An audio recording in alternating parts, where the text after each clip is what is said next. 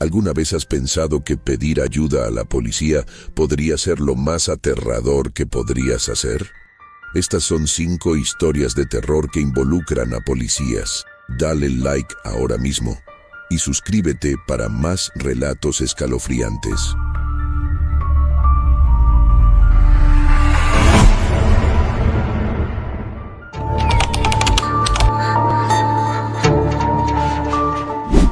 No sé si alguna vez te has detenido a pensar en lo que significa ser adolescente en un pequeño pueblo.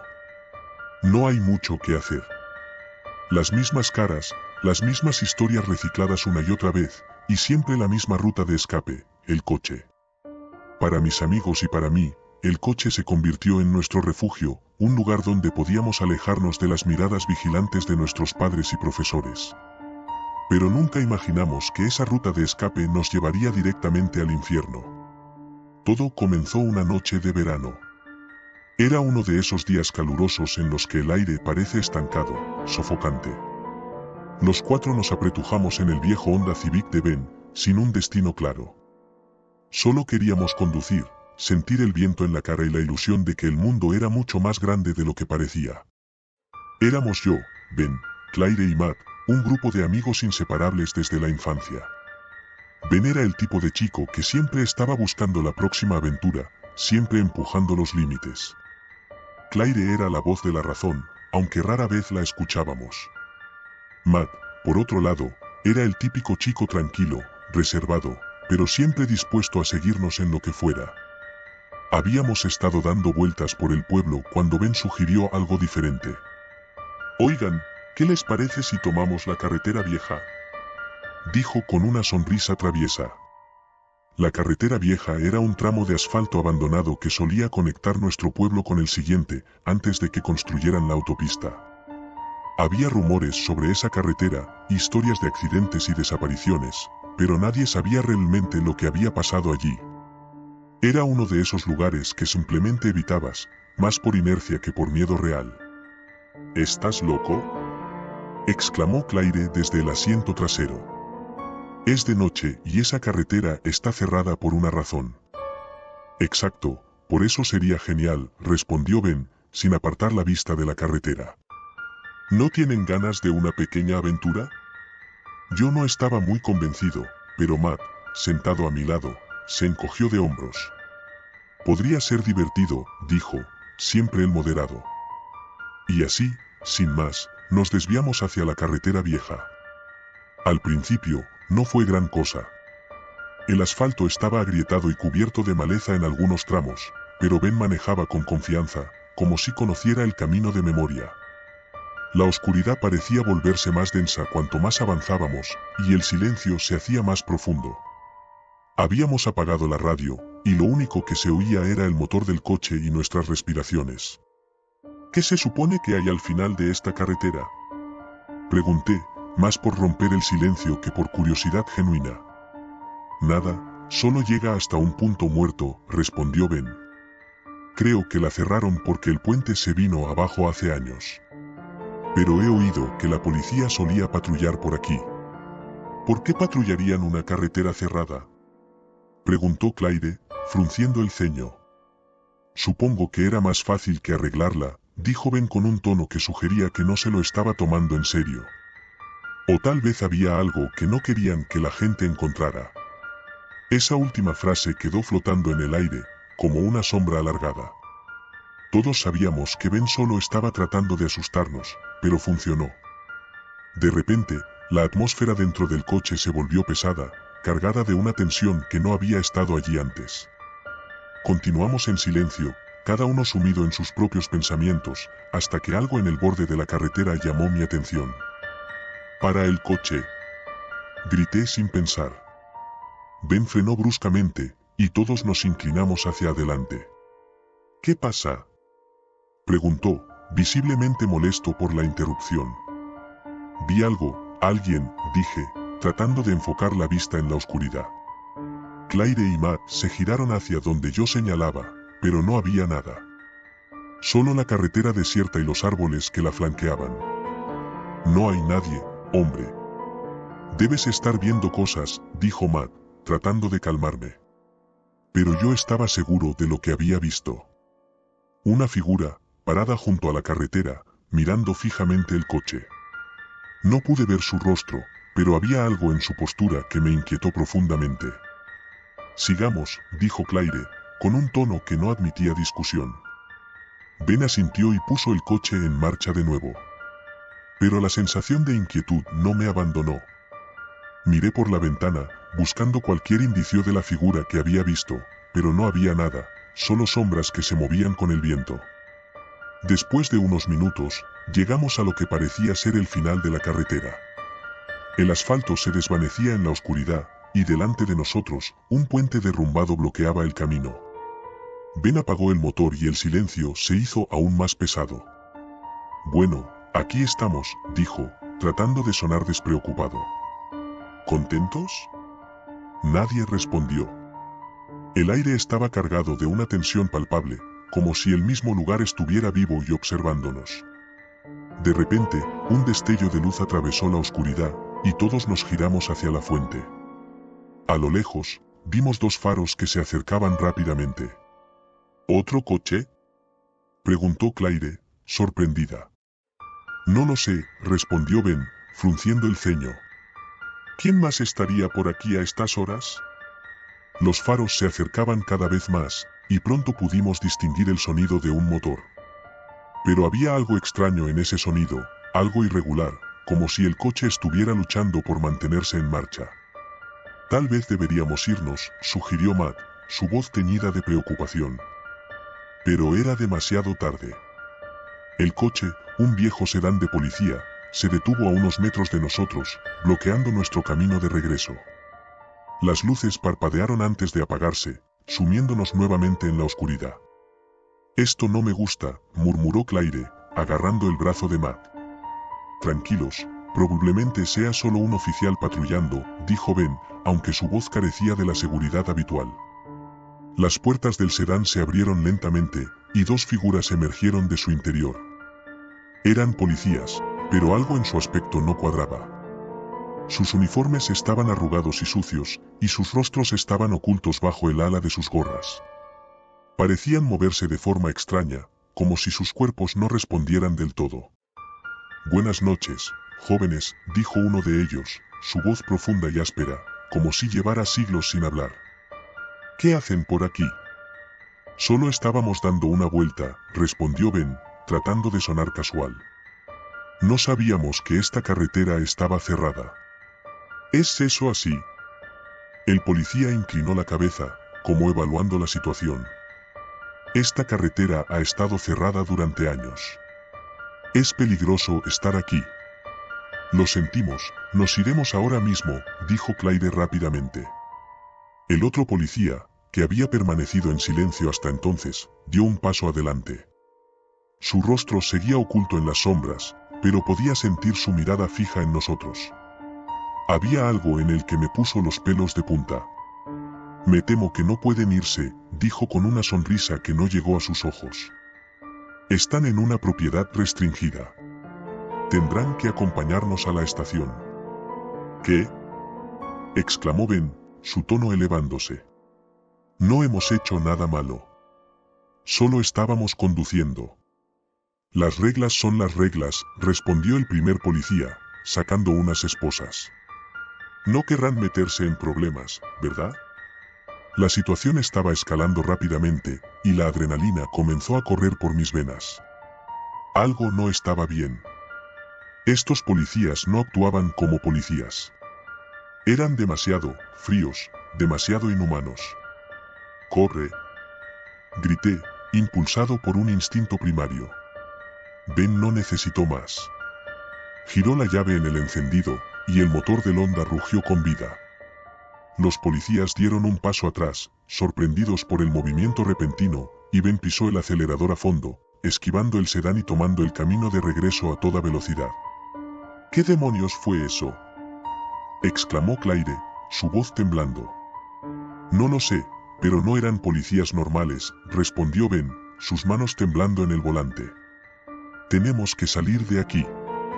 La carretera, que antes parecía interminable, ahora se sentía como una trampa mortal. Los árboles a ambos lados parecían cerrarse sobre nosotros, y las sombras se alargaban de manera antinatural. No podía sacudirme la sensación de que algo nos estaba siguiendo, algo más allá de la comprensión.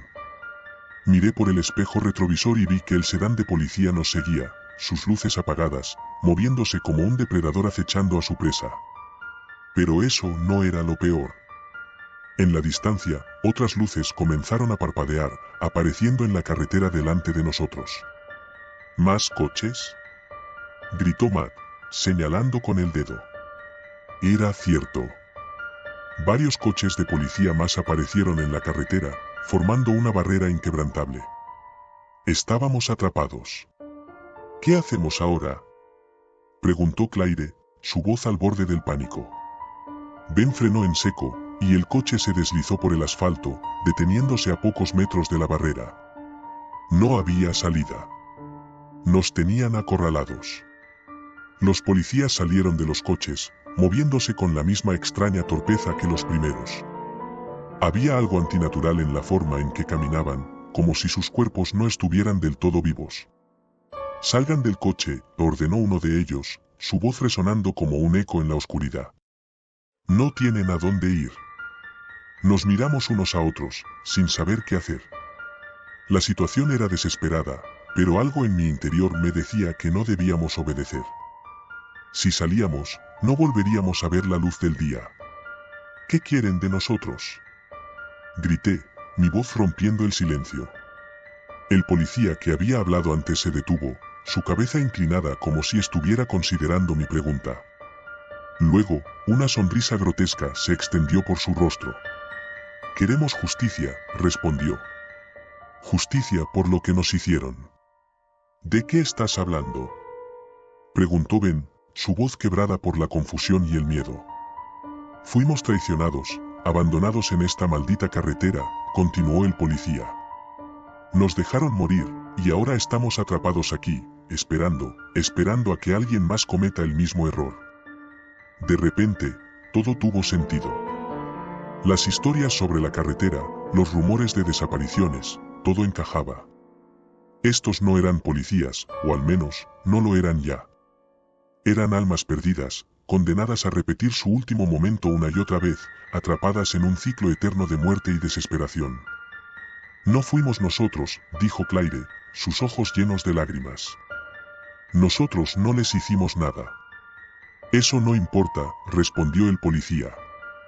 «Ustedes están aquí ahora. Y eso es suficiente». El pánico se apoderó de mí. Estábamos enfrentando algo que no podíamos comprender, algo que estaba más allá de las leyes de la naturaleza. No había lógica ni razón, solo la fría realidad de que nuestras vidas estaban en peligro. «No podemos quedarnos aquí», grité. «Tenemos que salir de alguna manera». Ben miró a su alrededor, desesperado por encontrar una salida. Los policías se acercaban lentamente, como si disfrutaran prolongando nuestro sufrimiento. «No hay otra opción», dijo, con una determinación que no había visto en él antes. «Vamos a pasar entre ellos». «¿Estás loco?», exclamó Claire. «Nos van a matar». «¿Es eso o quedarnos aquí y morir de todos modos?», respondió Ben, y pisó el acelerador. El motor rugió, y el coche se lanzó hacia la barrera de policías. Los fantasmas no parecieron inmutarse, y por un momento pensé que íbamos a chocar contra ellos. Pero justo cuando estábamos a punto de impactar, los policías se desvanecieron, como humo disipado por el viento. Pasamos a través de la barrera y continuamos por la carretera a toda velocidad. No nos detuvimos hasta que llegamos a la autopista, las luces de la civilización brillando en la distancia como un faro de esperanza.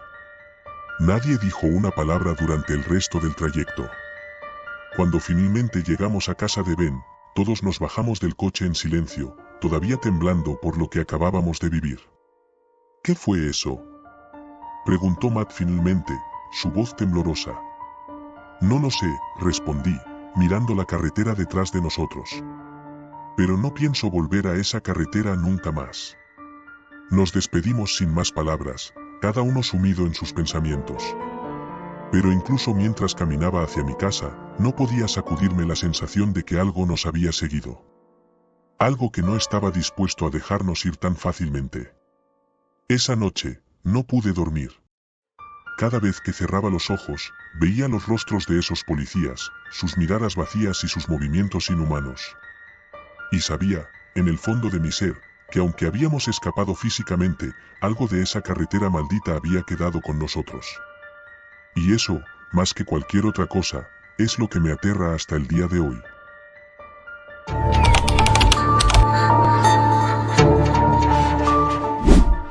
Me llamo Laura, y hasta hace poco, pensaba que mi vida era relativamente normal.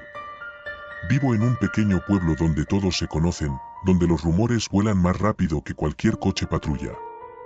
Es un lugar donde la gente deja las puertas sin cerrar y los niños juegan en las calles hasta que cae el sol. Pero todo cambió una noche de verano, cuando me di cuenta de que el peligro no siempre viene de fuera, a veces está justo al lado de ti, vestido de azul y con una placa brillante. Todo comenzó hace unos meses, cuando el hijo del alcalde, Rubén, desapareció. El pueblo entero estaba conmocionado. Rubén era un chico popular, capitán del equipo de fútbol, con un futuro brillante por delante. La policía local, liderada por el comisario Vargas, lanzó una búsqueda masiva. Los coches patrullaban las calles, las sirenas resonaban en cada rincón, y los oficiales peinaban los bosques cercanos. Pero, tras semanas de búsqueda, no había ni rastro de Rubén. Recuerdo cómo todo el mundo hablaba de ello en la escuela. Mis amigos y yo especulábamos sobre lo que podría haberle pasado. Algunos decían que se había escapado para evitar la presión de su padre, otros que había sido secuestrado. Pero, mientras los días pasaban, esas teorías se desvanecían, reemplazadas por el miedo y la incertidumbre. Un día, después de clase, fui a casa de mi amiga Marta para estudiar. Marta vivía en las afueras del pueblo, cerca del bosque. Cuando llegué, la encontré con los ojos rojos de llorar. Al principio pensé que era por Rubén, todos estábamos afectados de alguna manera. Pero cuando le pregunté, solo negó con la cabeza y me pidió que la acompañara a su habitación. Cerró la puerta tras de mí y sacó su teléfono. «Tienes que ver esto, Laura», dijo con un susurro tembloroso. Me mostró un vídeo. Era una grabación borrosa, pero claramente se veía a Rubén caminando por una calle desierta. Lo seguían dos hombres vestidos de negro, con la cara cubierta. Mi corazón dio un vuelco cuando reconocí la calle, era una de las que cruzo cada día para ir a la escuela. Rubén se detuvo, aparentemente alertado por el sonido de sus pasos, y luego comenzó a correr. Pero antes de que pudiera alejarse, los hombres lo alcanzaron.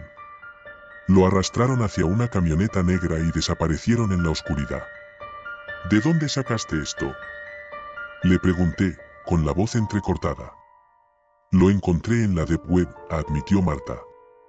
«Sé que no debería haber estado ahí, pero desde que desapareció Rubén, he estado buscando cualquier pista, cualquier cosa que nos pudiera decir qué le pasó».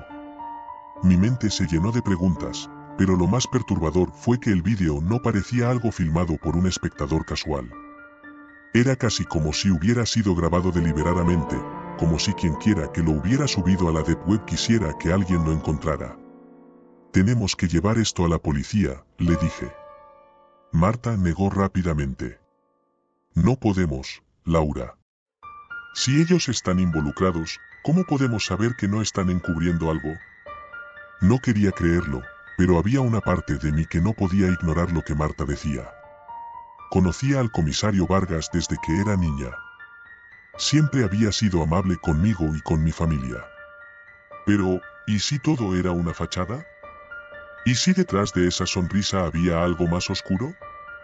Pasaron días antes de que me atreviera a hacer algo con el vídeo. Marta y yo decidimos no decírselo a nadie más, al menos no hasta que tuviéramos más pruebas. Empezamos a investigar por nuestra cuenta, visitando lugares donde Rubén había sido visto por última vez, preguntando a sus amigos y familiares, buscando cualquier cosa que pudiera conectarlo con su desaparición. Pero cuanto más investigábamos, más nos dábamos cuenta de que estábamos entrando en un terreno peligroso. Una noche, mientras revisaba algunas notas en mi habitación, mi teléfono sonó. Era un número desconocido. Contesté, pensando que podría ser alguien con información sobre Rubén. pero lo que escuché me heló la sangre. «Deja de hacer preguntas, Laura», dijo una voz distorsionada al otro lado. «O podrías ser la próxima en desaparecer». El miedo me paralizó. Apenas podía respirar. Colgué el teléfono y me quedé sentada en la oscuridad, temblando. No le dije a Marta lo que había pasado, ni a nadie más. Pero sabía que no podía seguir ignorando lo que estaba ocurriendo. Al día siguiente, Marta y yo decidimos seguir una nueva pista. Habíamos oído rumores sobre un almacén abandonado en las afueras del pueblo, un lugar que la gente evitaba por alguna razón. Decidimos ir allí esa noche, convencidas de que podríamos encontrar algo que nos ayudara a descubrir la verdad. Nos encontramos en la entrada del bosque al anochecer, armadas con linternas y nuestros teléfonos. El camino al almacén estaba cubierto de maleza, y a medida que avanzábamos, el silencio del bosque se volvía cada vez más inquietante. Finalmente, llegamos a una cerca oxidada que rodeaba el almacén. Había un agujero en la cerca, lo suficientemente grande como para que pasáramos. El almacén estaba en ruinas, con ventanas rotas y puertas colgando de sus bisagras. Pero lo más aterrador era lo que encontramos dentro. En una de las habitaciones traseras, había una mesa cubierta de papeles y fotografías. Algunas de las fotos eran de Rubén, pero otras eran de personas que no conocíamos. Todas las imágenes tenían algo en común, mostraban a las personas siendo vigiladas, como si alguien las hubiera estado siguiendo en secreto. Entre los papeles, encontramos documentos que parecían pertenecer a la policía local. Había informes de investigaciones, listas de nombres y direcciones, y lo que parecía ser un registro de llamadas. Uno de los nombres en la lista me hizo detenerme en seco. Era el nombre de mi madre.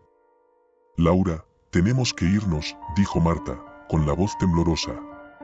«Esto es más grande de lo que pensábamos». Estaba a punto de responder cuando escuchamos un ruido fuera. Alguien estaba caminando hacia el almacén.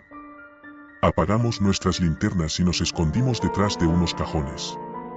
A través de una rendija, vi una luz de linterna moverse por el almacén. La luz se detuvo justo donde habíamos estado hace unos momentos. Contuve la respiración, rezando para que no nos descubrieran. La linterna se apagó, y por un momento, todo estuvo en silencio. Luego, escuchamos el sonido de unos pasos alejándose. Esperamos unos minutos antes de atrevernos a salir de nuestro escondite. Corrimos de vuelta al bosque, con el corazón latiendo en nuestras gargantas. Al día siguiente, Marta no apareció en la escuela. La llamé varias veces, pero su teléfono iba directo al buzón de voz. Fui a su casa después de clase, pero su madre me dijo que había salido temprano esa mañana y no había vuelto. El miedo que había estado latente en mi mente se convirtió en pánico. ¿Habían descubierto que habíamos estado en el almacén? ¿Habían hecho algo a Marta? Esa noche, me quedé despierta en mi habitación, esperando que Marta me llamara, que apareciera en mi ventana con alguna excusa sobre por qué había desaparecido. Pero la llamada nunca llegó. A la mañana siguiente, recibí una visita inesperada. El comisario Vargas estaba en mi puerta, con una expresión seria en su rostro. Dijo que había estado investigando la desaparición de Marta y que quería hacerme algunas preguntas. Lo invité a pasar, tratando de ocultar mi nerviosismo. «Laura», comenzó, mientras se sentaba en la sala de estar, «sé que tú y Marta eran muy amigas. ¿Había algo inusual en su comportamiento últimamente?» «No, nada en particular», mentí. Él me miró fijamente, como si estuviera tratando de leer mi mente. «Sabes, a veces los adolescentes se meten en problemas sin darse cuenta. Se aventuran en lugares donde no deberían estar, hablan con personas equivocadas». Sentí un nudo en el estómago. ¿Estaba insinuando que Marta y yo habíamos hecho algo mal? Si sabes algo, Laura, es mejor que lo digas ahora. Podrías ayudar a salvar a tu amiga. Quise gritar, decirle que sabía que él estaba involucrado en algo oscuro, que había visto los papeles en el almacén, que tenía el vídeo de Rubén. Pero las palabras no salieron. Solo asentí y dije que no sabía nada. Después de que se fue, me di cuenta de que tenía que hacer algo. No podía seguir escondiéndome, no después de lo que había pasado con Marta. Decidí ir a la policía, pero no a la comisaría local. Sabía que no podía confiar en ellos. Fui a un pueblo cercano y hablé con un oficial que no conocía. Le conté todo lo que sabía, le mostré el vídeo y le di los papeles que había encontrado en el almacén.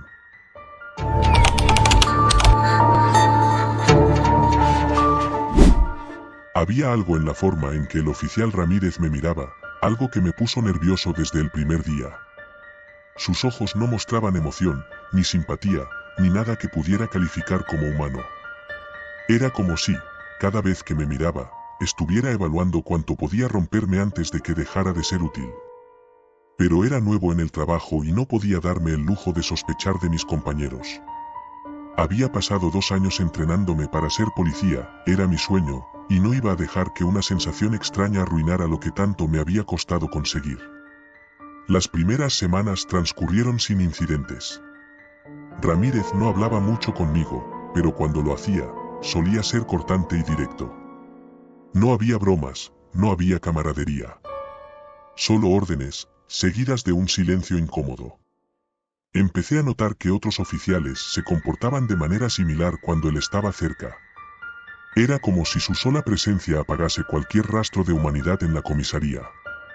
Una noche, mientras estábamos en nuestra patrulla habitual, recibimos un aviso. Alguien había reportado un posible allanamiento en una casa abandonada al final de la calle Maple. Era un vecindario que apenas conocía, pero Ramírez tomó la dirección sin titubear. En cuanto doblamos la esquina, sentí como el ambiente en el auto se volvía más denso. Ramírez encendió las luces, pero no las sirenas, algo que me pareció extraño. No deberíamos, comencé a preguntar, pero su mirada fría me detuvo antes de poder terminar la frase. Cuando llegamos, la casa estaba en silencio. No había señales de vida, ni luz, ni movimiento. La estructura era vieja y estaba claramente deteriorada, las ventanas rotas y la puerta principal colgaban de una bisagra oxidada. Ramírez salió del auto sin decir una palabra, y yo lo seguí, sintiendo un nudo en el estómago. «Quédate detrás de mí», ordenó mientras avanzábamos hacia la puerta principal. Sacó su linterna y alumbró el interior, revelando una sala vacía llena de polvo y telarañas. Me quedé helado cuando cruzamos el umbral, había algo en ese lugar que me hacía sentir como si estuviera siendo observado desde todos los ángulos. «Es solo una casa vieja», me dije para calmarme, pero mi cuerpo no escuchaba a mi mente. A medida que explorábamos la casa, mi nerviosismo se intensificaba. Había marcas en las paredes, como si alguien hubiera pasado horas arañando la pintura con las uñas. Había manchas oscuras en el suelo que parecían antiguas pero recientes al mismo tiempo. Ramírez parecía no inmutarse, avanzaba con una determinación casi robótica, como si ya supiera lo que iba a encontrar. Llegamos a una puerta al final del pasillo. «Aquí es», murmuró Ramírez, y sentí como mi corazón se detenía por un segundo. «¿Aquí qué?», quise preguntar, pero el miedo me dejó mudo. Ramírez abrió la puerta con un empujón fuerte, revelando un sótano oscuro y húmedo. Una ráfaga de aire helado nos golpeó, y sentí un escalofrío que me recorrió la columna vertebral. «Vamos», dijo, y bajó las escaleras sin esperar a que lo siguiera. A regañadientes, lo hice, aunque cada célula de mi cuerpo me gritaba que saliera corriendo. El sótano estaba peor que la casa de arriba. Había un olor a humedad, mezclado con algo más que no podía identificar, pero que me revolvía el estómago. La linterna de Ramírez iluminaba paredes desnudas y un suelo de concreto agrietado. Pero lo peor estaba al fondo. Había algo cubierto con una lona vieja. Ramírez se acercó sin dudar, y cuando quitó la lona, descubrí un conjunto de sillas dispuestas en círculo. Estaban gastadas y manchadas, y en el centro había una mesa pequeña con un viejo grabador encima. Ramírez no dijo nada, pero su expresión cambió. Por primera vez, vi una especie de emoción en su rostro, aunque no era una que pudiera identificar. ¿Algo entre satisfacción y anticipación? «Quédate aquí», me ordenó, mientras encendía el grabador. Un clic resonó en la oscuridad, de repente, una voz ronca y distorsionada llenó el sótano. No entendí las primeras palabras, pero a medida que la grabación continuaba, me di cuenta de que era una conversación. Ayuda, por favor, no sé dónde estoy, decía una voz femenina, temblorosa. No te preocupes, ya vendrá alguien por ti, respondía una voz masculina que reconocí de inmediato. Era Ramírez. Sentí como el pánico me invadía mientras la grabación seguía reproduciendo conversaciones similares, todas con la misma voz de Ramírez. Mujeres y hombres suplicando ayuda, preguntando dónde estaban, qué les iban a hacer, y la voz de Ramírez respondiendo con calma, asegurándoles que todo estaría bien. No pude evitar dar un paso atrás, alejándome de Ramírez mientras él me observaba con esa mirada vacía que ahora parecía aún más inhumana. ¿Qué es esto?, balbuceé, sintiendo que las piernas me fallaban. Ramírez no respondió de inmediato. En cambio, apagó el grabador y se giró hacia mí, avanzando lentamente como un depredador acechando a su presa. Hay cosas que no entiendes, novato, dijo finalmente, con una voz tan fría como el ambiente del sótano. A veces, la justicia no es suficiente. A veces, se necesita algo más, definitivo. Su tono no dejaba lugar a dudas. Esto no era un simple caso de brutalidad policial, era algo mucho peor. Estas personas, ellos eran, traté de juntar mis pensamientos, pero la verdad se estrellaba en mi mente como un tren descontrolado. ¿Eran inocentes? Ramírez sonrió por primera vez desde que lo conocía. Fue una sonrisa pequeña, pero cargada de algo oscuro. Inocente es un término relativo, respondió. Todos ellos eran culpables de algo. El sistema les falló, así que nosotros intervenimos. Nosotros, repetí en voz baja, procesando la implicación de esa palabra. ¿Cuántos más están involucrados en esto? Ramírez no respondió. Solo me miró fijamente, como si estuviera calculando mis posibilidades de salir de esa situación con vida. Sentí como mi corazón latía con fuerza, la adrenalina inundando mi cuerpo. No podía confiar en él, y ya no estaba seguro de en quién podía confiar. Si lo que decía era cierto, había otros oficiales como él, haciendo cosas indescriptibles en nombre de la justicia. Debemos irnos, dijo de repente, rompiendo el silencio. El turno está a punto de acabar. Había algo en su voz que me decía que no era una sugerencia. Tenía que seguirle la corriente, al menos hasta que pudiera pensar en un plan. Asentí, con las piernas temblando mientras subíamos las escaleras. Una vez de vuelta en el auto, Ramírez volvió a su actitud habitual, fría y distante. No mencionó nada de lo que habíamos visto, como si todo hubiera sido un mal sueño. Pero yo no podía sacarme de la cabeza lo que había escuchado en el sótano. Sabía que tenía que hacer algo, pero, ¿qué? ¿A quién podía acudir sin poner en peligro mi propia vida? Esa noche no dormí. Me pasé horas revisando mentalmente cada interacción que había tenido con Ramírez y los demás oficiales, buscando señales de que algo estaba mal. Pero, más que nada, me asustaba la posibilidad de que él supiera lo que estaba pensando. Si se daba cuenta de que sabía demasiado, no habría forma de salir de eso con vida.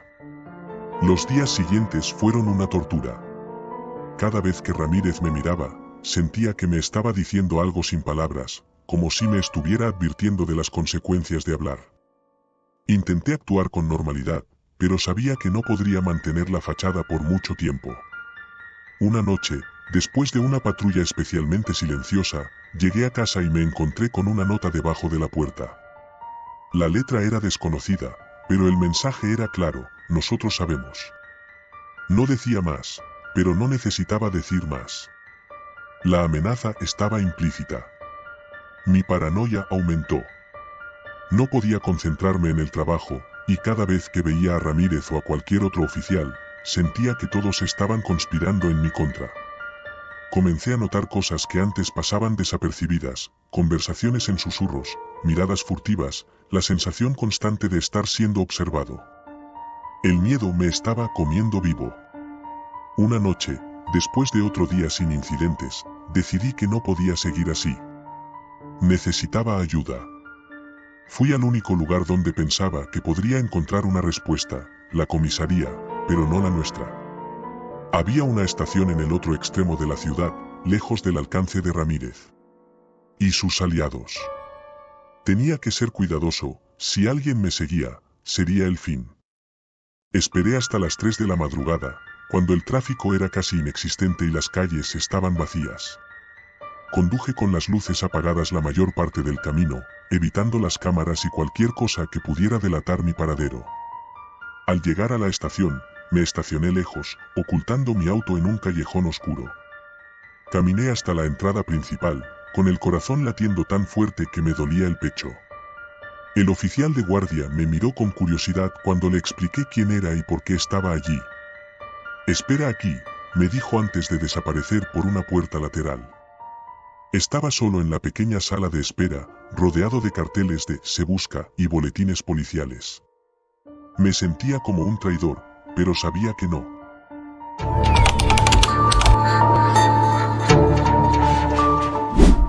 El verano había llegado a su fin, y con él, las tardes interminables en el lago y las noches cálidas bajo las estrellas.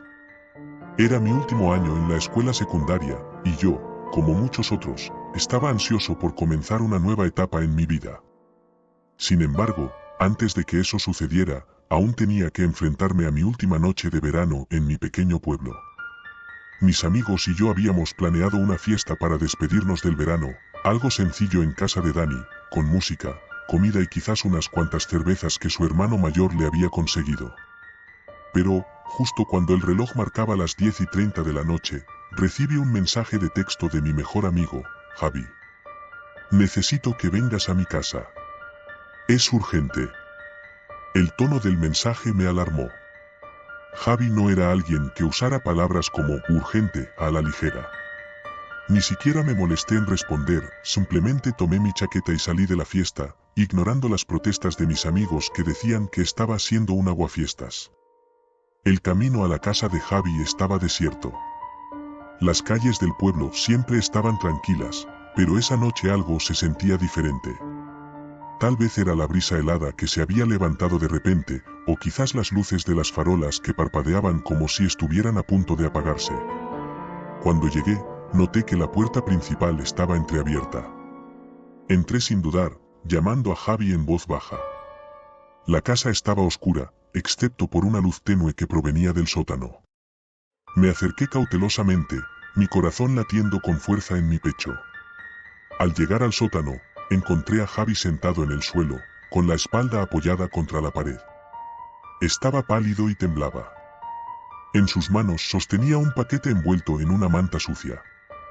Lo que más me inquietó fue el sonido constante y grave que provenía de algún lugar de la casa, como un zumbido bajo y persistente. «Javi, ¿qué pasa?» «¿Qué es eso?», pregunté, señalando el paquete.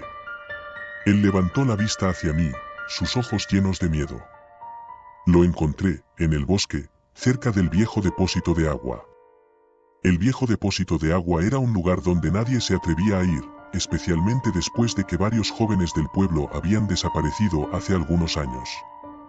La policía nunca encontró nada, y el caso fue cerrado rápidamente. «¿Qué es? ¿Por qué estás tan asustado?», insistí. Javi comenzó a desenrollar la manta, revelando lo que había dentro. Lo que vi me dejó sin aliento. Era un casco de policía, manchado de sangre seca.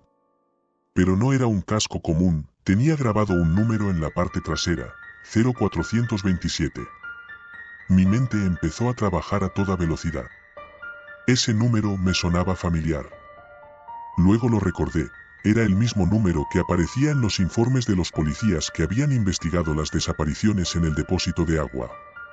Los mismos policías que luego fueron asignados a otro distrito y nunca se les volvió a ver por el pueblo. Esto es de uno de ellos, ¿verdad?, susurré. Javi asintió lentamente. Sí, y hay más, encontré una vieja libreta enterrada cerca del casco. Está llena de nombres, fechas, y todos coinciden con los días en que esos chicos desaparecieron. Sentí que el suelo bajo mis pies se desmoronaba. ¿Estás diciendo que los policías están involucrados en esas desapariciones? Javi apretó los labios y asintió de nuevo. No solo eso.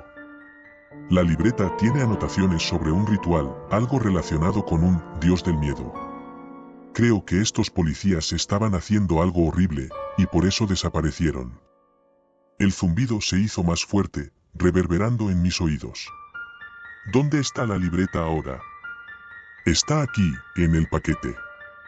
Javi me la entregó con manos temblorosas. La libreta estaba vieja y desgastada, sus páginas amarillentas llenas de garabatos en tinta negra. Empecé a leer una de las entradas. 5 de junio, 2010. Hemos encontrado otro. El sacrificio debe hacerse a medianoche. Solo así podremos mantener a raya la oscuridad. Cada palabra hacía que el zumbido aumentara, como si la casa misma estuviera reaccionando al contenido de la libreta. De repente, un fuerte golpe resonó en la puerta principal. Ambos nos congelamos. ¿Quién será?, susurró Javi. Antes de que pudiera responder, la puerta del sótano se abrió lentamente, y una figura apareció en la entrada. Era un hombre alto, vestido con un uniforme de policía. Su rostro estaba oculto por la sombra, pero pude ver sus ojos brillando con un rojo intenso. «Devuélvanlo, ahora», dijo con una voz que resonaba con autoridad. Javi se puso de pie de un salto, tratando de retroceder. «No. Sabemos lo que hicieron. No pueden seguir con esto». El policía dio un paso hacia adelante, y la luz de la bombilla del sótano reveló su rostro. Estaba desfigurado, como si su piel hubiera sido quemada y luego cosida de nuevo, dejando cicatrices retorcidas. Pero lo más aterrador era la insignia en su pecho, 0427. «Javi, vámonos», murmuré, tirando de su brazo. Pero él estaba paralizado, incapaz de moverse. La figura avanzó hacia nosotros, levantando una mano de la que goteaba un líquido oscuro. «El sacrificio debe continuar. Es la única manera». Finalmente, logré sacudir a Javi de su trance, y ambos corrimos escaleras arriba. El policía nos siguió, sus pasos retumbando detrás de nosotros. Logramos salir por la puerta trasera y corrimos hacia el bosque, sin atrevernos a mirar atrás. El zumbido en nuestros oídos no desaparecía, sino que se hacía más fuerte a medida que nos adentrábamos en el bosque. Javi tropezó y cayó al suelo, soltando la libreta. «Déjala», le grité, tratando de levantarlo. Pero él no me escuchó. Agarró la libreta y la sostuvo con fuerza contra su pecho. «No podemos dejar que la tengan. Esto es prueba suficiente. Tenemos que mostrarle esto a alguien». Miré alrededor, buscando una salida. ¿A quién? ¿A quién le vamos a mostrar esto? No podemos confiar en nadie. De repente, el zumbido cesó, dejando un silencio sepulcral en el aire. Javi y yo nos miramos, ambos sintiendo la misma sensación de terror. «Creo que ya no están solos», dijo una voz desconocida, y ambos giramos para ver a otro policía, este con el número 0451 en su casco. El nuevo policía levantó una pistola y apuntó directamente a nosotros. «Terminen con esto ahora, y tal vez los dejemos vivir». No había salida. Nos habían acorralado. Javi, temblando, se puso de pie lentamente. «No vamos a rendirnos». Antes de que pudiera detenerlo, corrió hacia el policía, tratando de desarmarlo.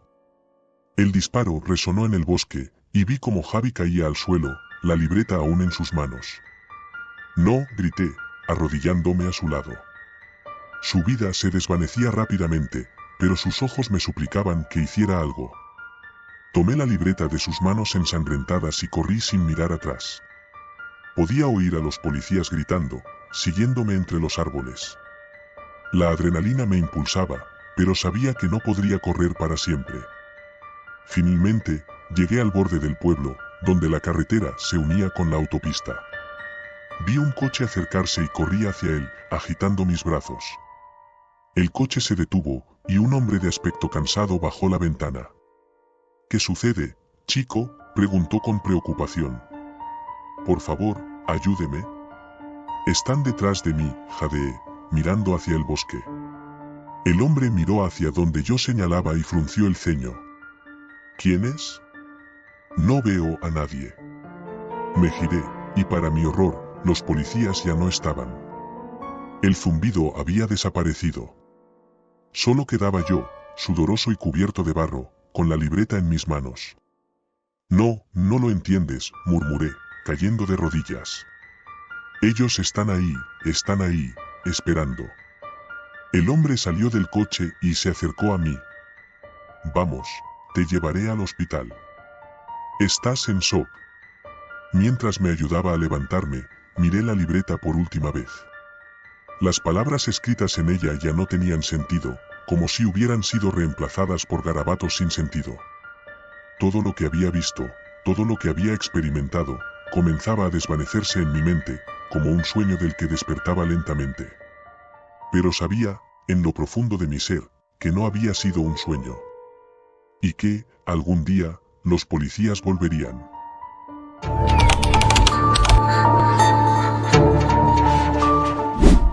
La ciudad duerme bajo un manto de niebla densa, y solo el zumbido intermitente de las luces de la calle rompen el silencio. Lo único que interrumpe la calma de mi noche es el vibrar constante de mi teléfono. Es un mensaje de mi amigo Max, que ya está bastante borracho en una fiesta y quiere que lo recoja. Normalmente no estaría dispuesto a hacer ese favor, pero algo en su voz me dice que no está en el mejor estado. ¿Qué pasa, Max? ¿Estás bien? Le escribo mientras me meto en mi coche. La respuesta llega rápido, solo ven pronto. No sé qué está pasando. Sigo las indicaciones que Max me dio por teléfono, dirigiéndome a un pequeño barrio en las afueras de la ciudad. La niebla se vuelve más espesa, envolviendo la carretera en una neblina blanca y opaca. La música retumbante de la fiesta de fondo me hace cuestionar si debería haberlo dejado allí. Cuando llego a la dirección, me doy cuenta de que el ambiente es diferente al que esperaba. Las luces de la casa están apagadas, y no hay signos de la animada fiesta que Max describió. En lugar de eso, hay un par de patrullas de policía estacionadas en la calle. Un escalofrío recorre mi espalda. Bajo del coche y me acerco a la casa, que parece desierta. La puerta está entreabierta, y a medida que entro, el sonido de las sirenas se aleja. La casa huele a alcohol y tabaco, pero no hay rastro de la multitud. Solo encuentro a Max, tambaleándose en el pasillo, con la camisa rota y el rostro pálido. Sus ojos se abren de par en par cuando me ve. «Ray. Qué bueno que viniste», dice con voz temblorosa. «¿Qué demonios pasó aquí? ¿Por qué hay patrullas de policía?» Max balbucea algo que no logro entender del todo, pero menciona algo sobre policías raros y no dejarnos salir. En ese momento, escucho unos pasos pesados acercándose. Me giro y veo a dos oficiales de policía uniformados que parecen estar buscando algo en la casa. No puedo evitar notar que sus miradas son frías y calculadoras, sus sonrisas están ausentes. «¿Qué pasa aquí?», les pregunto mientras intento mantener la calma. Uno de los oficiales, de estatura alta y con una cicatriz en la mejilla, se me acerca. «¿Eres el amigo del chico? Parece que ha habido un incidente. Necesitamos que permanezcas aquí mientras investigamos». Siento una punzada de desconfianza. ¿Por qué no dejan que Max y yo nos vayamos? Algo no cuadra. Max se agarra de mi brazo, y susurros preocupados salen de sus labios. Me explica que los policías comenzaron a hacer preguntas raras y que lo atraparon en un rincón cuando intentó irse.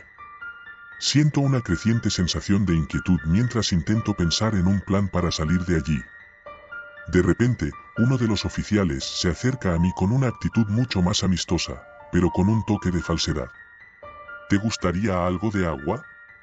Parece que has tenido una noche difícil». Sus palabras son un redoble de tambores en mi mente. Siento que algo está mal. Acepto el agua, pero el líquido sabe amargo, y un nudo en el estómago me hace cuestionar si realmente debo beberlo. Mientras tanto, Max está temblando a mi lado. Me aparto de la vista de los oficiales y le hago una seña a Max para que nos acerquemos a la salida de la casa. Decido que no puedo confiar en los policías. Con sigilo, nos dirigimos hacia la puerta de entrada, pero antes de que podamos escapar, uno de los oficiales nos bloquea el paso. «No es el momento para salir», dice con una voz profunda y fría. «Nosotros controlamos la situación aquí. Max y yo nos miramos aterrorizados. Mi mente corre a 1000 por hora mientras busco una forma de salir de esta situación.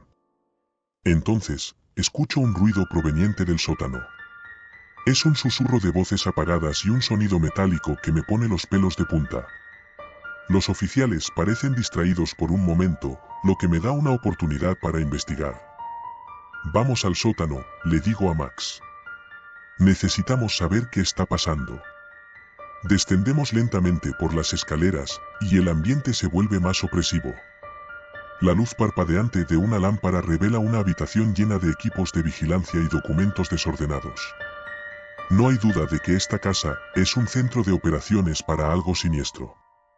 Lo que descubro a continuación es aún más inquietante. Hay monitores que muestran imágenes en vivo de diferentes partes de la ciudad, y en una de las pantallas veo a los oficiales de policía interactuando con varios ciudadanos. Los rostros de las personas muestran desesperación y confusión. ¿Qué es esto?, murmura Max, su voz temblando. Un documento sobre una mesa nos ofrece una respuesta espantosa. Es un informe detallado sobre las personas que han desaparecido en la ciudad, todas relacionadas con encuentros con los oficiales de policía. Hay una sección que menciona algo llamado Operación Noche. De repente, escucho pasos acercándose. Los oficiales están regresando, y no tenemos tiempo para ocultarnos. Rápidamente, busco una salida.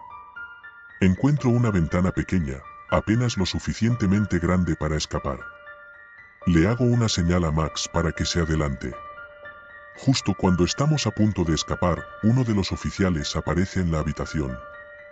Me lanza una mirada y un escalofrío recorre mi espalda al darme cuenta de que nos han atrapado. Intento mantener la calma mientras el oficial se acerca. Pensaba que podrían estar interesados en saber más sobre la Operación Noche, dice con una sonrisa siniestra. Pero parece que no están dispuestos a colaborar. La habitación se llena de una atmósfera opresiva y la sensación de desesperanza. Max y yo somos rodeados por los oficiales, y la desesperación se apodera de mí. La sensación de claustrofobia es abrumadora mientras busco una forma de salir. De repente, uno de los oficiales, el de la cicatriz, da una orden. Activen el protocolo de contención. No podemos permitir que estos dos escapen. Escucho un clic metálico, y unas rejas de acero descienden rápidamente, encerrándonos en la habitación. La luz parpadeante ilumina nuestros rostros mientras el oficial se aleja, dejando que la desesperación se apodere de nosotros. Max y yo nos sentamos en el suelo, con el corazón acelerado y las manos temblando. En ese momento, me doy cuenta de la gravedad de nuestra situación. La sensación de pánico es insoportable, y la realidad de que estamos atrapados con unos policías corruptos y despiadados se vuelve cada vez más clara. Las horas pasan lentamente, y la ansiedad se vuelve casi insoportable. Finalmente, escucho un ruido en la puerta, y veo a uno de los oficiales entrar. No tiene una expresión amable en su rostro.